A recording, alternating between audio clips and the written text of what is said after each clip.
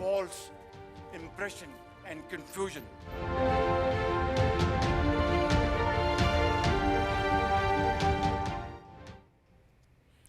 A very warm welcome to Newsline from Situation Room on PTV. Viewers, खित्ता एक बार फिर कशीदगी की लपेट में है और सवाल सिर्फ यही है कि कशीदगी कम क्यों नहीं हो रही। सवाल अब ये भी है कि इसका अंजाम और कीमत कौन चुकाएगा। पाकिस्तान एक एटमी ताकत है, जिम्मेदार रियासत ने हमेशा अमन का जो है वो बुलंद रखा है, लेकिन अमन की बात को कमजोरी ना समझा जाए और जब बॉर्डर पर जंग हम पर मुसल्लत की जाएगी तो इसको बिल्कुल कमजोरी के तौर पे हमें नहीं लेना चाहिए, क्योंकि खामोशी जो है वो तारीख नहीं बनाती, बल्कि जो बुलंद आवाज है वो तारीख बनाती है।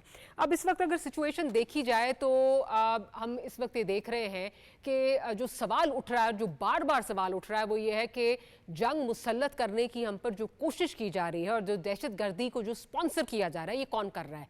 BLA को स्पॉन्सर कौन कर रहा है, TTP को कौन स्पॉन्सर कर रहा है, इस सब के पीछे भारत का हमेशा हाथ आखिर क्यों निकलता है।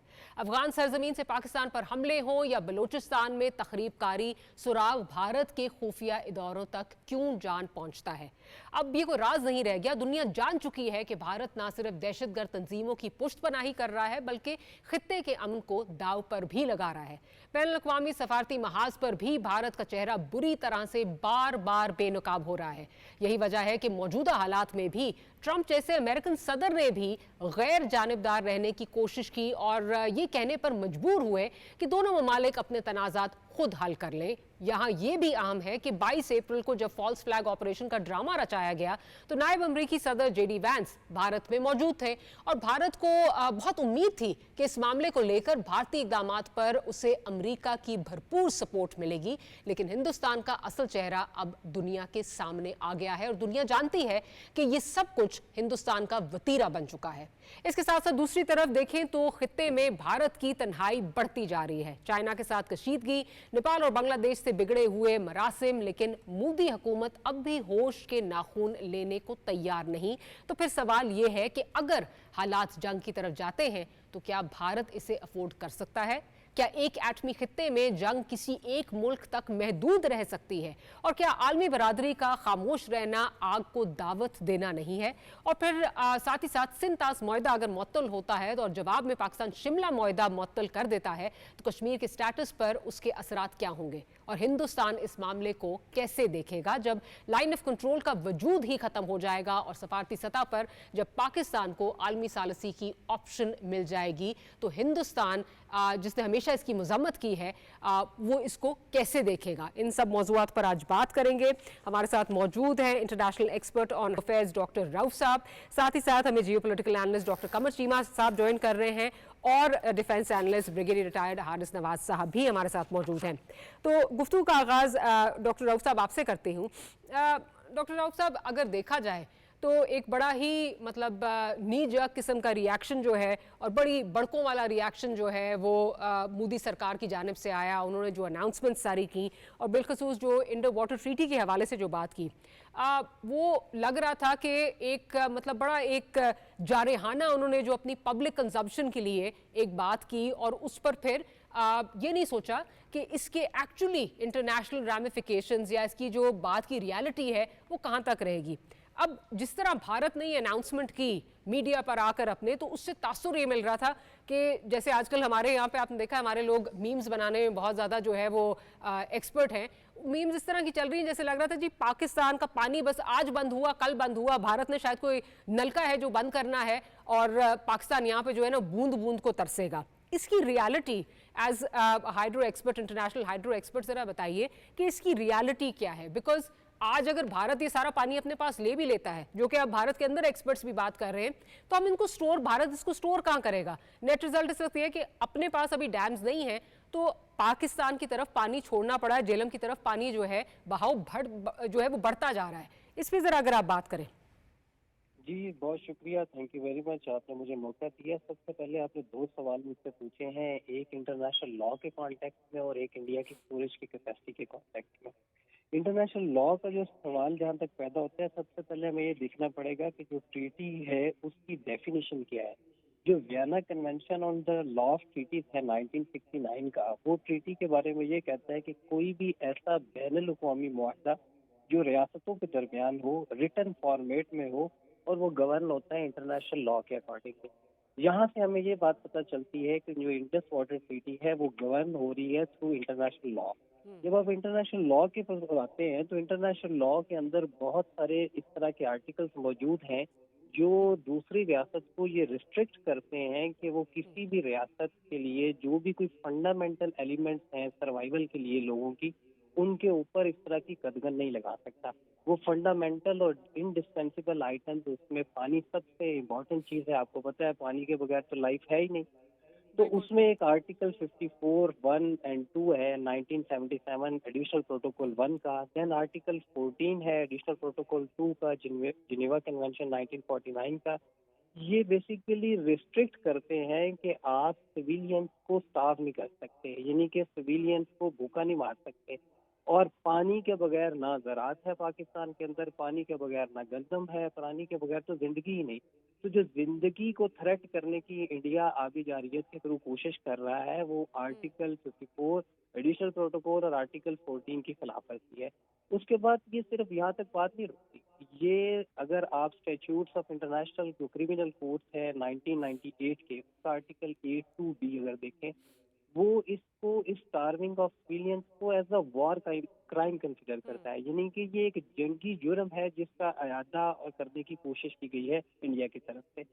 और इसी तरीके से आप अगर international law commission and draft articles on responsibility of states की बात करें, जो कि इंटरनेशनल रॉन्गफुल एक्ट के बारे में है, अच्छा ये सारे के पीछे उसने प्ले ली है दहशतगर्दी की। तो ये जो मैंने अभी आपको आर्टिकल बताया, ये आर्टिकल जी। ये बताता है कि इंटरनेशनल लॉ के अकॉर्डिंगली किसी भी बंदे के एक्ट को, नॉन स्टेट एक्ट को आप रियासत के साथ नहीं जोड़ सकते। फेयर अभी इनफ। वो बंदा आपके पाकिस्तानी मीडिया, इंडियन मीडिया दोनों बता रहा है कि जो कि वहाँ पे टेररिज्म हुआ, जो उसके पीछे वो कौन तंजीम है, वो तंजीम कश्मीरी ओरिजिन का बंदा है, वो तहाड़ जेल के अंदर रहा। अब आप उसको, इंडिया जो है उसको जोड़ने की कोशिश कर रहा है पाकिस्तान के साथ, अगेन इंटरनेशनल लॉ की वायलेशन कर रहा है। फिर आप देखिए जरा उसका लेटर देखें, जिस लेटर की बुनियाद पे वो ये सारा कुछ कर रहा है। उसने लेटर लिखा है और उसमें एक वर्ड इस्तेमाल किया फंडामेंटल चेंजेस का, कि फंडामेंटल चेंजेस हो गई हैं। अब again referring back to the Vienna convention of law of treaties 1969, उसका आर्टिकल 62 कहता है कि ये फंडामेंटल चेंजेस की भी 5 बुनियादी शराइत हैं। तो कौन सी बुनियादी शर्त है जो पूरी हो गई है जिसकी बुनियाद पे आप जो है वो पानी रोकने की कोशिश करने का इरादा कर रहे हैं? उनमें मतलब खुदा न खास्ता क्या इंडस सूख गया है? इंडस में पानी आ रहा है। अभी आपने खुद अपने इंट्रो में बताया कि जेहलम में पानी का बहाव बढ़ गया है। तो ये वो चीज़ें हैं। इसके साथ फिर अगर हम इंटरनेशनल लॉ में एक और है क्लास जो ये कहती है कि कोई भी अपर राइपेरियन लोअर राइपेरियन का पानी नहीं रोक सकता। अगेन इंटरनेशनल लॉ की वायलेशन। फिर इसी ट्रीटी के अंदर आर्टिकल 12 है, उसकी क्लास 4 है, वो ये कहती है कि कोई भी रियासत, दोनों रियासत जो जिन्होंने साइन किए हुए हैं पाकिस्तान और इंडिया, वो कोई भी रियासत इसको यूनिलैटरली जो है वो खत्म नहीं कर सकता। अगेन इसकी वायलेशन है। इंटरनेशनल लॉ के पॉइंट ऑफ व्यू से चूंकि वक्त थोड़ा है, मैंने आपको कुछ आर्टिकल्स गिन दिए, इसके अलावा भी जी। बहुत सारे आर्टिकल्स हैं मौजूद हैं। अब आ जाते हैं स्टोरेज राइट। कैपेसिटी के ऊपर, जो आपने मुझसे दूसरा जी। सवाल किया। अगर आप ट्रीटी में जाएं तो ट्रीटी के अकॉर्डिंगली इसके पास टोटल कैपेसिटी जो इजाज़त दी गई है इनको स्टोर करने की, वो 3.6 MAF है। अगर आप उसको परसेंटेज में कैलकुलेट करें तो तकरीबन 2% के करीब कैपेसिटी, 2% के करीब पानी ये ज़खीरा कर सकते हैं। लेकिन 1960 से लेकर आज तक, आज आप 2025 में हैं, इंडिया अभी तक शायद 1% भी कैपेसिटी बिल्ड नहीं कर पाया। अब आप देखें कि ये 80% जो पाकिस्तानी पानी वहां से आ रहा है उसको कैसे ये बंद बांधेंगे? क्या इनके पास कोई बटन है जिस बटन के सही। अकॉर्डिंगली ये ऑन करेंगे, ऑफ करेंगे? इनको पहले कश्मीर को फ्लड करना पड़ जाएगा। डाइवर्ट करने के लिए, स्टोरेज कैपेसिटी बनाने के लिए बिलियंस ऑफ डॉलर की इन्वेस्टमेंट चाहिए होती है। उसके लिए डेकेड्स ऑफ इंजीनियरिंग चाहिए होते हैं। ये रात को ख्याल जो आता है और उस ख्वाब की शक्ल को आप नोटिफिकेशन की शक्ल में या इस तरह से जो है वो एक्सपर्ट वो लेटर लिख के अगर आप किसी रियासत के ऊपर धमकाने की कोशिश करते हैं तो ये मुमकिन नहीं है। मेरा मतलब, अगर मैं ज्यादा टाइम ना लूँ आपका, तो मेरा ये सवाल बेसिकली इंडिया में बैठे हुए उन एक्सपर्ट से होगा जो अपने आप को एक्सपर्ट्स कहते हैं, टेक्निकलिटी समझते हैं। जी। तो उनको ये बिल्कुल भी ख्याल नहीं आ रहा ऑल्दो के कुछ आवाजें उठ रही हैं इंडिया के अंदर, लेकिन बहुत सारी आवाजें ये इंडिया से ही उठने की जरूरत है, जिनको ये सोचना चाहिए कि ये कौन से वो वजूहात हैं, किस लॉ के बिल्कुल अकॉर्डिंगली, किस ठीक, इंजीनियरिंग बिल्कुल सोल्यूशन ठीक। के आई थिंक अकॉर्डिंगली ये काम हो रहा बड़ी आपकी बात बिल्कुल ठीक है कि बड़ी वो सेन वॉइसेस आ रही हैं लेकिन कई माइनॉरिटी में हैं। ब्रिगेडियर साहब की तरफ जाती हूँ। ब्रिगेडियर साहब, आप मुस्कुरा भी रहे थे, वो मेरा ख्याल है आपकी तरह हम सब भी मुस्कुरा रहे हैं, क्योंकि मेरा ख्याल है मोदी साहब की जो ख्वाहिशात थी वो यही थी कि नलका है मैं बंद करूंगा और पाकिस्तान का पानी यहाँ से बंद हो जाएगा और पाकिस्तान फिर यहाँ पे बूंद बूंद को जो है वो तरसेगा। So I mean I don't know कि मैं इस बात पे हंसूं या क्या उसका मैं क्या कहूँ, it's as ludicrous as it gets.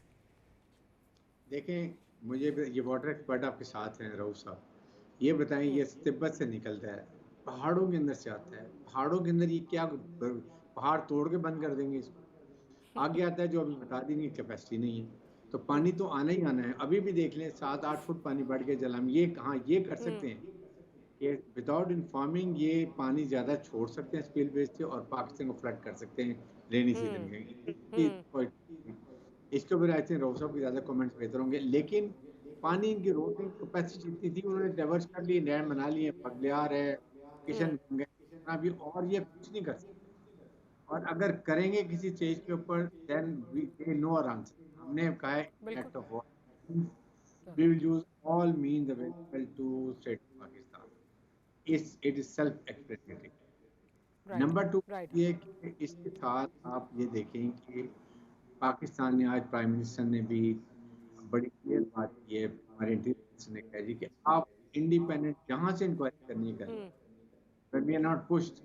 लेकिन हमारी गलती ये है कि देखें हम अपने नुकसान होता है उसको भूल जाते हैं।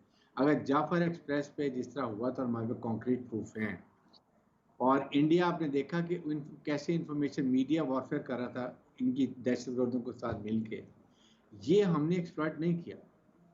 और अगर हम इसको लेके हमें ये कहना चाहिए कि इंडिपेंडेंट इंक्वायरी करें, जिससे मर्जी करें, जाफर एक्सपेक्ट भी कराएं और पहलगाम भी कराएं। जिस तरह प्राइम मिनिस्टर साहब कह रहे हैं, बार बार कह रहे हैं, रियासत पाकिस्तान बार बार ये कह रही है कि अगर आपके पास कुछ शवाहिद है, वो 15 मिनट के अंदर अंदर वाली FIR की बात नहीं, बट अगर आपके पास वाकई ही कोई क्रेडिबल टेंजिबल एविडेंस है तो ब्रिंग इट फॉरवर्ड और उस पर फिर जो है वो बातचीत हो सकती है। डॉक्टर कमर चीमा साहब की तरफ चलती हूँ। डॉक्टर साहब, हमने हमेशा ये देखा है कि इंडिया के इस तरह के जो एक्शंस हैं, जो फॉल्स फ्लैग ऑपरेशंस हैं, एक्शंस हैं, वो प्रोसीड करते हैं किसी और उनके इकदाम को। आपको लास्ट टाइम याद है 5 अगस्त से पहले भी इसी तरह का एक फॉल्स फ्लैग हुआ था। But you know again what we see is कि ये एक कोई पीछे से नेफेरियस डिजाइन जो है चलते आ रहे होते हैं और कल्मिनेशन पॉइंट ये होती है। इसका भी जो ताने बाने हैं, क्योंकि एकदम से जो इंडस वाटर ट्रीटी की बात हो रही है, तो ये एकदम से अभी तो इंडिया को ख्याल नहीं आया। ये हमारे ख्वाजा आसिफ साहब को पिछले कई दिनों से सुन रही हूँ, वो यही बात कर रहे हैं कि पिछले 12-15 साल से वो इससे राह फरार इख्तियार करने की कोशिश कर रहे हैं। और मोदी साहब जैसे ही प्राइम मिनिस्टर बन के आए थे पहले अपने टेन्योर में, प्रोड्यूसर साहब अगर सुनवा दीजिए कि मोदी साहब ने क्या फरमाया था, तो वो अगर देख लें कि मोदी साहब क्या कह रहे थे। बियास, रवि, ये 3 नदियों का पानी, उसमें जो हिंदुस्तान के हक का पानी है, वो पानी आपके खेत में नहीं आ रहा, पाकिस्तान के माध्यम से समुद्र में बह जाता है। मैंने एक टास्क फोर्स बनाया है। ये इंडस वाटर ट्रीटी जो है, जिसमें हिंदुस्तान के हक का पानी है जो पाकिस्तान में बह जाता है, अब वो बूंद बूंद पानी रोक करके मैं पंजाब के, जम्मू कश्मीर के, हिंदुस्तान के किसानों के लिए वो पानी लाने के लिए कृत संकल्प। हिंदुस्तान के किसानों के हक का पानी 70 साल तक पाकिस्तान जाता रहा, ये मोदी पानी को रोकेगा, आपके घर तक लाएगा। और मैंने काम शुरू कर दिया है, क्योंकि ये पानी पर हक हिंदुस्तान का है। चलें जी, ये आपकी ख्वाहिशात तो हो सकती हैं, लेकिन ऑब्वियसली इसमें ये रियलिटी बनने में इनको बहुत सारी जो हैं वो इम्पेडिमेंट्स जो हैं वो हासिल हैं। डॉक्टर साहब, इस पे क्या कहेंगे आप? बहुत शुक्रिया। देखिए, पहली बात तो ये है कि ये जो आप बात कर रही हैं कि ये पिछले इनके पैटर्न चेक करें हैं। मोदी साहब के हर 5 साल के दौर के अंदर एक इस तरह का वाकया करवाते हैं जिससे ये मोमेंटम बनाते हैं, अपने लोगों को कहते हैं देखें जी हमारे साथ बड़ा जुल्म हो रहा है, बाहर भी यही बताते हैं। 2016 में इन्होंने उड़ी करवाया फॉल्स फ्लैग, 2019 में इन्होंने पुलवामा करवाया फॉल्स फ्लैग, अभी 2025 में लोग समझ गए हैं। और देखें जैसे ही ये इंसिडेंट हुआ उसके थोड़े दिन बाद यानी कि 24 घंटे के बाद 28 घंटे के बाद इतना बड़ा फैसला कि हम इंडस वाटर ट्रीटी से भी निकल रहे हैं, हम बॉर्डर भी बंद कर रहे हैं, हम तमाम पाकिस्तानी सिटीजन्स निकल जाएं, मिलिट्री अटैचीज को कहा जी वापस चले जाएं। सो ये सारा कुछ जो किया जा रहा है it means that was all planned. और आपने एफआईआर का तो जिक्र कर ही दिया। और ये इंडस वाटर ट्रीटी में मेरा ख्याल है वो उनको समझ नहीं आ रही थी हमने भागना कैसे है। और दूसरा उन्होंने ये भी डॉक्टर साहब महसूस किया कि इंटरनेशनल लॉ की क्या रेलिवेंस रह गई है, पर्टिकुलरली जो हमने देखा है कि इजराइल जिस तरह इंटरनेशनल लॉ को की वायलेशन की है, तो अब वो समझते हैं कि बैन अवी ताकतें कुछ नहीं कर सकती, इंटरनेशनल लॉ नहीं कुछ कर सकता। ये जो एग्रीमेंट्स होते हैं बेशक उसमें वर्ल्ड बैंक गारंटर है, तो वो कहते हैं वर्ल्ड बैंक की क्या वैल्यू है। तो बेसिकली इंडिया को ये पिछले कुछ अरसे में ये एहसास हुआ है कि अब वो इतने इकोनॉमिकली रेलिवेंट हैं, पॉलिटिकली पावरफुल हैं कि अगर वो ऐसा कुछ कर भी देंगे तो कहेंगे जी हमारी डेमोग्राफिक रीजंस हैं, so on and so fourth, और हम इस इंटरनेशनल इशू से निकल रहे हैं और हम जाके आईसीजे को भी बता देंगे, जो जो हमसे पूछेगा बता देंगे। लेकिन मेरा ख्याल ये है कि इस पैटर्न को लोग समझ गए, लोग उनके इस प्रोपेगेंडा को इस दफा बाय नहीं कर रहे। आप देखिए पूरी दुनिया में किसी ने वो वेस्टर्न वर्ल्ड को कह रहे हैं कि हम आपके एलाए हैं, हमारा साथ दें, इस हद तक तो उनको सिंपैथीज मिल रही है।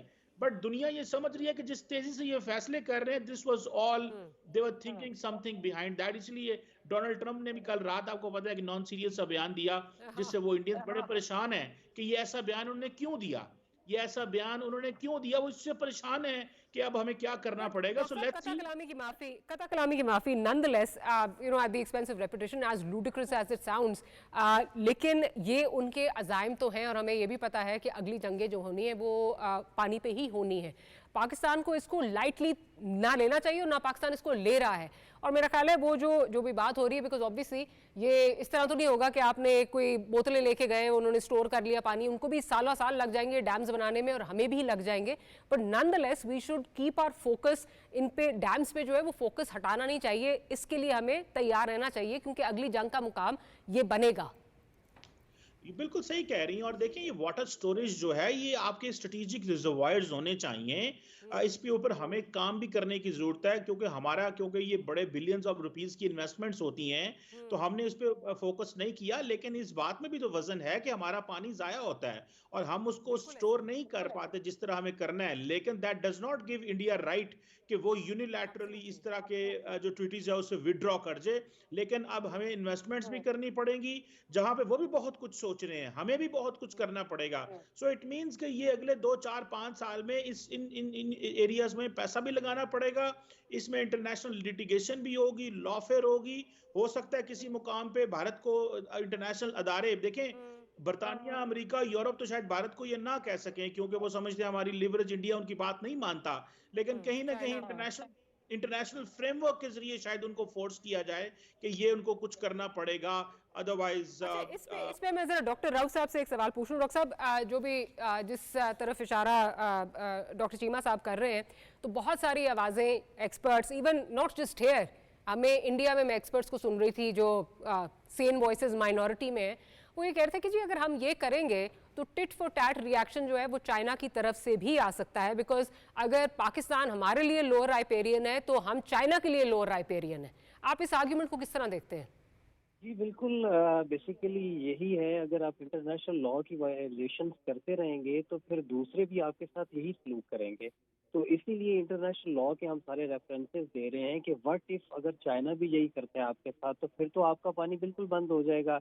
इंडस ओरिजिनेट हो रहा है तिब्बत से, चाइना से आ रहा है।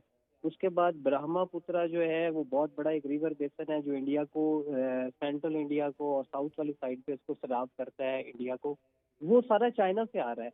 तो जैसे ही ये मामला चलेंगे, इंडिया ने अगर इसी तरीके से यूनिलैटरल एक्शन किए तो चाइना भी यही करेगा। और फिर इंडिया हमारी भूख या हमें वो तंग करने का जो उसका ख्वाब है और जिस तरीके से वो हमें हमेशा से कर रहा है, वो तो फिर उसको खुद उसका सफरर बच जाएगा।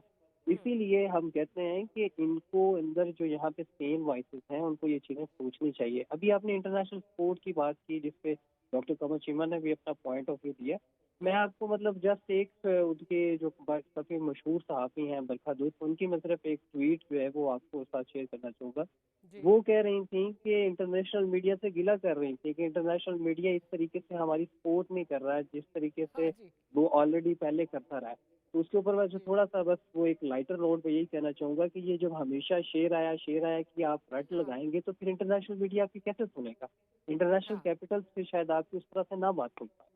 हाँ, बिल्कुल आप ठीक कह रहे हैं। और इस पे ऑब्वियसली हम सब ने वो सोशल मीडिया पे जो है वो क्लिप देखी भी है ब्रिगेडियर साहब के पास जाने से पहले, जिस तरफ डॉक्टर साहब जो है इशारा कर रहे हैं कि इंडियन मीडिया जो है वो वाकई ही बहुत ज़्यादा नाला है। बरखा दत्त का उन्होंने जो है एक हवाला दिया, लेकिन और भी बहुत सारे लोग हैं जो आवाज़ें आ रही हैं कि जी हमें वेस्ट में उस तरह कवरेज नहीं मिली, अमेरिकन पेपर्स ने हमें या हमें जो TV चैनल्स हैं उस तरह वो एयर स्पेस नहीं मिली। तो उस पर ज़रा डोनाल्ड ट्रंप साहब का रिस्पॉन्स जो है वो एक दफ़ा फिर सुन लेते हैं। आप सब ने यकीनन सुना होगा, लेकिन let's just refresh your memory करते हैं और फिर ब्रिगेडियर साहब की तरफ जाऊंगी। I'm very close to Pakistan, as you know, and they've had that fight for 1,000 years in Kashmir. Kashmir's been going on for 1,000 years, probably longer than that. And it was a bad one yesterday, though. That was a bad one. Over 30 people. There have been tensions on that border for 1,500 years. So, you know, the same as it's been.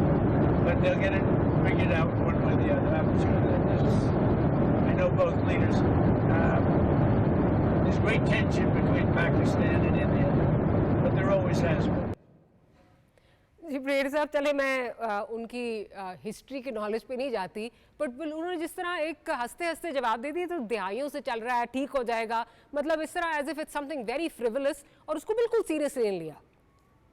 देखें, अगर यही जो India ने किया है, अगर ये पाकिस्तान की ने किया होता, आप सोचें वर्ल्ड मीडिया, अमेरिका सब क्या कर रहे होते। नंबर 2 बात ये कि ज़ाहिर हिस्ट्री 78 ईयर्स की वजह इतनी बात नहीं है, उनको मेरे पता नहीं था।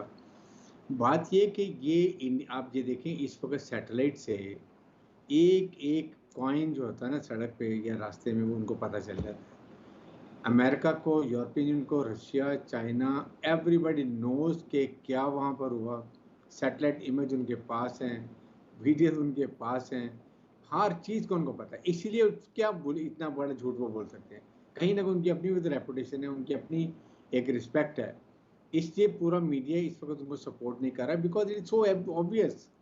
जिस तरीके से 400 किलोमीटर के फासले पे लाइन ऑफ कंट्रोल से जाते हैं, 6 लोग जाते हैं, इंडियन यूनिफॉर्म पहन के जाते हैं, और वो वहाँ जब फेंसिंग है, रात को डॉक्टर मारी मैंने सर्व किया हुआ कश्मीर में, आप 100 गज पाकिस्तान साइड पे उनके जनरेटर सर्च लाइट जलती हैं, आप एक कॉइन भी गिराए ना, आप पिक कर सकते हैं।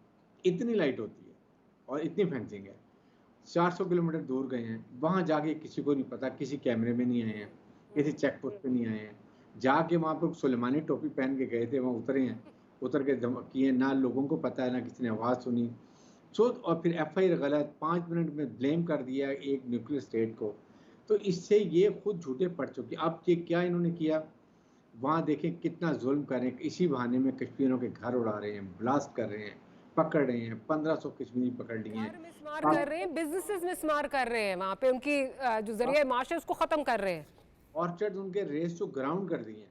ये नफरत बढ़ रही है, ये कहते हैं लड़ाई। इनकी वहाँ फौज के सामने वो बात कर रहे थे रिपोर्टर के भूखे मारे हैं सिपाही, वो कहते हैं हमें कश्मीरी जो इलाके को दे देते हैं खाने के लिए, वरना हमें कोई पूछ नहीं रहा।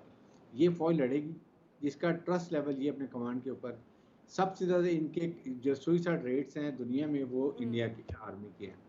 थर्ड, आप ये देखें कि आप जो वहाँ पर इजराइल्स को ले गए हैं, 16-17 गए हैं, इक्विपमेंट ले गए हैं।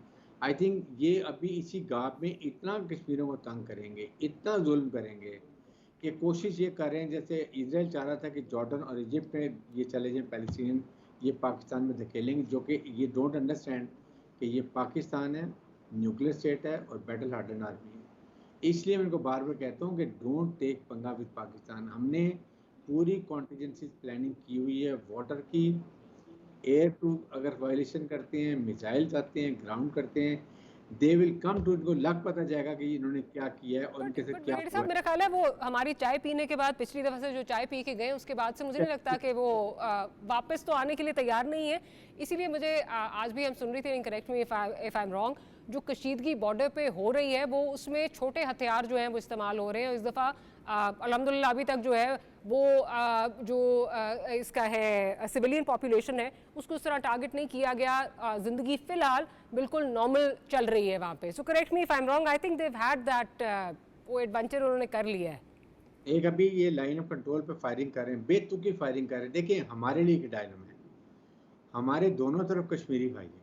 We are very careful, we take note of this कि हम कोई इनडिस्क्रिमिनेट फायर नहीं करें, कोई ऐसा काम न करें जिससे हमारे उधर कश्मीरी भाई जो हैं उनको नुकसान हो। Absolutely, but what I'm asking is कि उनकी तरफ से भी इस दफ़ा जो हो रहा है, ठीक है वो उन्होंने अपनी पॉपुलेशन को और अपना जो वोट बैंक है उसको दिखाने के लिए कि जी हम बहुत रद्द-ए-अमल दे रहे हैं, बट वहाँ से भी इस वक्त छोटे हथियार जो हैं वो इस्तेमाल हो रहे हैं और अल्हम्दुलिल्लाह अभी तक कोई सिविलियन कैजुअल्टी की खबर अभी तक मेरे तक तो नहीं आई है। Correct me if I am wrong. बात ये है कि देखें अगर इतने ही ये अभी कहते हैं ये सब कुछ किया है तो ले जाने United nation military observer group दोनों तरफ है ना, श्रीलंका लेके जाए, इंटरनेशनल मीडिया को ले जाए, दिखाएं जाके, वही पर इनका भांडा फूट जाएगा। पाकिस्तान ने DGI पे नहीं लेकर गए थे पूरे इंटरनेशनल मीडिया को, जब हम बालाकोट में गए थे झारखंड दिखा दिया था एंड दे एक्नॉलेज। इसीलिए तो हम कह रहे हैं कि चलें ज्वाइंट इंक्वायरी कर लो, इंडिपेंडेंट इंक्वायरी कर लो, फॉरेन कंट्री से करा लो, देन इनका भांडा फूट जाएगा। ये नहीं करवाएंगे, इसलिए पाकिस्तान बात ये करेगी ऑन द बैक फुट। अभी इनके पास कोई वजह नहीं और इंटरनेशनल मीडिया को पता है इस बारे में। ठीक, अच्छा चीमा साहब आपकी तरफ आती हूँ। इस दफ़ा भी अभी आपने देखा है कि KSA की तरफ से जो है वो दोनों ममालिक को जो है वो टेलीफोन कॉल्स गई हैं। लास्ट टाइम भी the kingdom played a role in de-escalating जो सारी एक वॉर हिस्टीरिया बना हुआ था दोनों ममालिक के दरमियान, जो अभिनंदन की वापसी भी थी उसमें भी apparently they played a role in that as well. आपको क्या लग रहा है कि चीज़ें डी-एस्केलेट करने में किस हद तक वो इस दफ़ा जो है वो कामयाब हो जाएंगे? देखिए फ्रैंकली स्पीकिंग मुझे नहीं लगता कि कोई डी-एस्केलेशन का रोल कोई है, क्योंकि आपको पता है कि इंडियंस जो हैं वो बड़े एग्रेसिव प्ले कर रहे हैं। लास्ट टाइम भी जब डोनाल्ड ट्रंप साहब ने कहा कि मैं मीडिएशन करा दूंगा तो उन्होंने किसी किस्म की कोई कॉल या उसको रिस्पेक्ट नहीं किया था। उन्होंने कहा जी हमें थर्ड पार्टी की ज़रूरत नहीं है, पहली बात। सो इंडिया जो है वो एक एनवायरनमेंट क्रिएट कर रहा है, वो ग्लोबल एनवायरनमेंट क्रिएट कर रहे हैं। सो अरब वर्ल्ड जारी बात है एक इम्पॉर्टेंट प्लेयर है, सऊदी अरब UAE इम्पॉर्टेंट प्लेयर हैं, लेकिन मुझे किस हद तक वो इंटरवीन करते हैं। अब सऊदी फॉरेन मिनिस्टर की जो कॉल गई है इंडिया और पाकिस्तान, वो किस हद तक थी, शायद क्योंकि नरेंद्र मोदी उस वक्त सऊदी अरब थे तो इस सेंस में वो एक बात करना चाह रहे थे कि अगर आप कोई चाहते हैं तो हम आपकी टॉक करवा दें, लेकिन इंडियंस नहीं चाहते।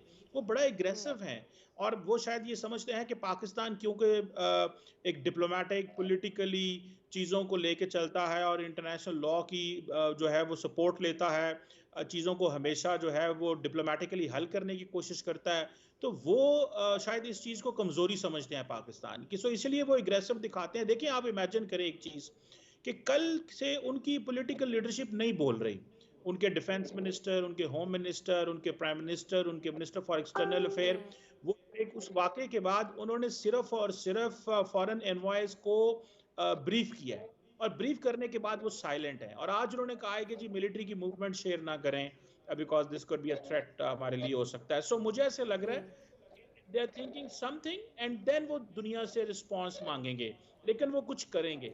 और रिस्पांस वो किस तरह का हो सकता है जब वो सिचुएशन डेवलप होगी तो तब एक होगा, लेकिन right at the moment they are over confident and they are not listening anyone. Otherwise अगर कुछ उनका दिल डायलॉग का हो, बैठ के बात करने का हो, मसले को हल करने का दिल हो, तो उसके बहुत सारे रास्ते हैं, लेकिन वो कोई ऐसा जेस्चर नहीं देते जिससे वो मसले का हल चाहते हैं, वो मसले को बिगाड़ना चाहते हैं। आप कहते हैं कि रिस्पांस उनकी तरफ से आएगा, डू यू मीन के कोई इंटरनेशनल फ्रेमवर्क की जो जिस तरह लास्ट टाइम 5 अगस्त की थे उस तरह की कोई एक, अभी तो उन्होंने ये एक धमकी दी है ना, इट स्टैंड्स इन अबेयंस, उन्होंने एक धमकी दी है as far as in the water treaty is concerned, उसको कम्प्लीटली ख़त्म नहीं किया। क्या आपका ख्याल है इस नहज पे कोई चीज़ जाएगी, या आप रिस्पांस की जब बात करते हैं तो वो कि जो तखरीबकारी है, खुदा न खास्ता एक जाफ़र एक्सप्रेस जैसा हमें कोई और जो है वो हादसा हम उससे जो है वो हमारे सामने आ सकता है। When you talk about response आप क्या बात कर रहे हैं? देखिए, दो चीजें हैं मैं फोर्स ही कर रहा हूँ। एक तो ये चीज है कि इमीडिएटली कुछ ना कुछ वो ऐसा आजाद कश्मीर के अंदर करेंगे जिससे वो जस्टिफिकेशन देने की कोशिश करेंगे कि जी जिस तरह लास्ट टाइम 2019 में जी कि India has a right to hot pursuit this and that, इस तरह की कोई चीज कर सकते हैं। दूसरा ये है कि वो शायद थोड़े ठंडे हो जाएं और उसके बाद वो उनके जो डेथ स्क्वाड्स हैं, आपको याद है जो ट्रांसनेशनल रिप्रेशन क्या ये इन्होंने पूरे का पूरा फ्रेमवर्क है जिस तरह कनाडा, अमेरिका में और पाकिस्तान में जी शुरू जी। किया हुआ है। तो अगले दिन जो नरेंद्र मोदी ने थ्रेट दिया था कि हम आपको आइडेंटिफाई करेंगे, आपको ढूंढेंगे और आपको जो है वो एक थ्रेट उन्होंने अगले दिन तकरीर में बिहार में परसों दिया है। तो वो दो तरीके हो सकते हैं। तो दोनों तरीकों में अब क्वेश्चन ये है कि पाकिस्तान को इस चीज को थोड़ा सा सीरियस लेना चाहिए कि अगर इंडिया की हुकूमत बार बार उसने बहुत सारे लोगों को यहाँ पे हिट किया है और हम मानते भी हैं, लेकिन हम उसको उस तरह ना तो ग्लोबली फ्रेमवर्क कर सके हैं, ना हम दुनिया को इस चीज को एक्सप्लेन कर सके हैं, ना ही हम उस पर कोई रिएक्ट कर सके हैं। आप देखें कह डॉक्टर, रहे हैं नैरेटिव की जंग में हम बहुत बुरी तरह से जो है आई वुड एक्नॉलेज के lot more needs to be done. Doctor Raut साहब, आप किस तरह इसको देखते हैं जो भी नैरेटिव की बात हो रही है? बिकॉज मैं अपने जब से ये इंसिडेंट हुआ है तो मैं बार बार जो बात करती हूँ, हमारी जो अपॉलोजिस्ट मेंटालिटी है, हम अपना नैरेटिव उसमें कहीं खो देते हैं। मतलब अगर हम राइट पे भी खड़े हैं तो हमारी जो अपॉलोजिस्ट मेंटालिटी है एज अ स्टेट, शायद उसमें हमारा बयानिया जो है ना वो कहीं सबड्यू हो जाता है। क्या वजह है कि हम जो है वो मतलब ऐसे खड़े होते हैं जैसे खुदा न खास्ता कसूर हमारा ही था? यहाँ पे अपॉलोजिस्ट हम बन जाते हैं, हम समझते हैं कि जी हमने ही कुछ किया है, जबकि हम बिल्कुल हमारा स्ट्रॉन्ग नैरेटिव एक होना चाहिए। जी बिल्कुल, मैं एग्री करता हूँ। हमने कुछ रिस्पॉन्स देने की कोशिश की है, बट ये रिस्पॉन्स चाहे जैसे डॉक्टर कमर चीमा ने भी हाईलाइट किया, ये रिस्पॉन्स चाहे कम है, हमें इसको और इम्प्रूव करना चाहिए। बट ये है कि मैं अगर इसको फिर अगेन इंटरनेशनल लॉ से कनेक्ट करूँ तो देखें, जो आर्टिकल 51 है यूएन चार्टर का, वो हर रियासत को सेल्फ डिफेंस की जो है वो प्रोविजन प्रोवाइड करता है। वो इख्तियार देता है कि रियासत जो है अपने आप का सेल्फ डिफेंस कर सकती है। जो प्राइम मिनिस्टर की आज की आपने स्टेटमेंट भी अपने इंट्रो में सुनवाई को बेसिकली इसी आर्टिकल की तरफ रेफर करती है। और इसी के साथ साथ हमें बेसिकली ये जो प्लेटफॉर्म्स हैं, international platforms, international media, legal framework, ये हमारे पास मल्टीपल जो है वो अपॉर्चुनिटीज मौजूद हैं। इनको हमें ज़्यादा से ज़्यादा इस्तेमाल करना चाहिए। हमें इस अपोलोजेटिक जो रवैया है उससे बाहर निकलना चाहिए। ये इसमें हमारा कसूर नहीं है। अगर हमें ब्लेम किया जा रहा है तो वो ब्लेम जो है वो गलत किया जा रहा है। ये चीज़ें हमें और निखारनी चाहिए, अपना नैरेटिव और बेहतर करना चाहिए, इंटरनेशनल मीडिया पे जाके बताना चाहिए। और ये जो हमारे अपने कुछ पॉलिटिकल या अंदर के मसले मसाइल हैं फॉर द टाइम पीरियड, उनको भूल के हमें एक होकर इस पाकिस्तान की खातिर जो है अपनी आवाज़ बुलंद करनी चाहिए। राइट। अच्छा ब्रिगेडियर साहब, सेम क्वेश्चन टू यू। ये जो हम अपना नैरेटिव की प्रोपगेशन में हम नाकाम होते हैं, आपको क्या लगता है इसकी क्या वजह है?